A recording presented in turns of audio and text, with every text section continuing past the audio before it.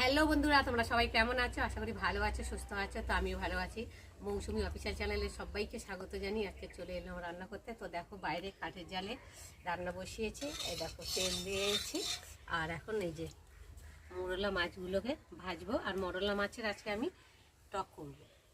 মানে টক বলাও যায়, ঝালও বলা যায়। তো কাঁচা টমেটো কেটে নিয়েছি, আলু আর পেঁয়াজ।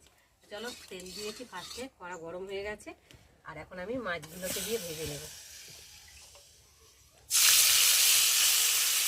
মোরলা মাছ বলি, তোমরা কে কি এই মাছের নাম বলো অবশ্যই কিন্তু কমেন্টে জানিও।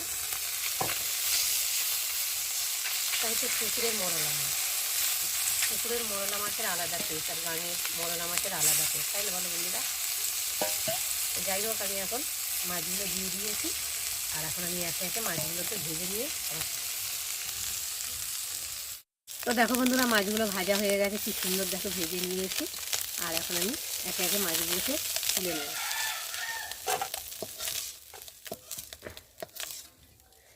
ভেজে নিয়েছি।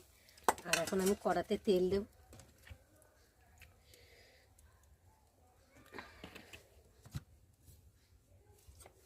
এখন দিয়ে দেবো পেঁয়াজ কুচি।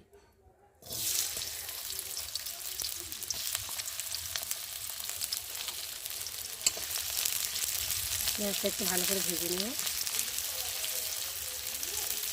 ভাজার সময় লাগছে দেবে। তো দেখো, পেঁয়াজগুলোকে ভেজে নিয়েছি। আর এখানটা রয়েছে আলু আর কাঁচা টমেটো আর কাঁচা লঙ্কাও রয়েছে একসাথে, ভালো করে ভেজে নেব।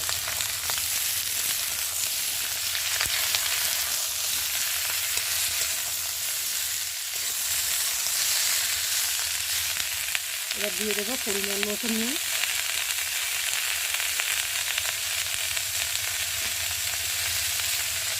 হলুদ গুঁড়ো,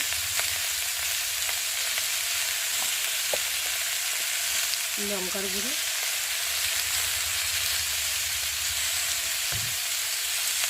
আদা বাটা, জিরে বাটা দিয়ে ভালো করে কষিয়ে নেব।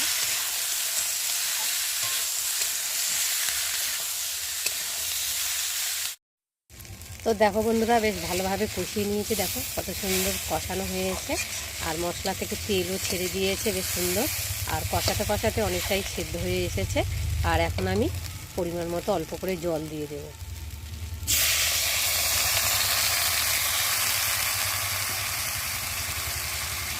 একটু ভালো করে নেড়ে দেবো।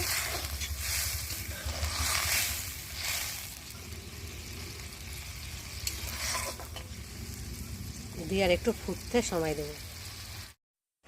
তো দেখো বন্ধুরা, ঝোলটা ফুটে গেছে। আর একটু আমি ভালো করে নেড়ে চেড়ে দেবো।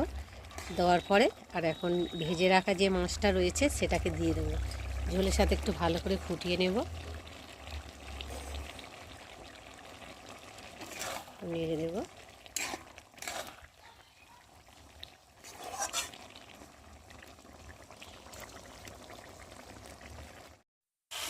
তো দেখো বন্ধুরা, আমার মোরলা মাছের চচ্চড়ি তৈরি হয়ে গেছে। বেশ মাখো মাখো হয়েছে, দেখো খেতেও কিন্তু খুব সুন্দর হয়েছে। আর এখন আমি নামাবারে একটু ধনে পাতা দিয়ে দেবো। ধনে পাতা দিয়ে একটু নাড়িয়ে দেবো। তো বন্ধুরা, আজকে আমার মোরলা মাছের রেসিপি কেমন লাগলো তোমরা কিন্তু অবশ্যই কমেন্ট করবে। আর ভালো লাগলে লাইক কমেন্ট শেয়ার করো। আর আমার চ্যানেলে যদি নতুন হয়ে থাকো চ্যানেলটাকে সাবস্ক্রাইব করো।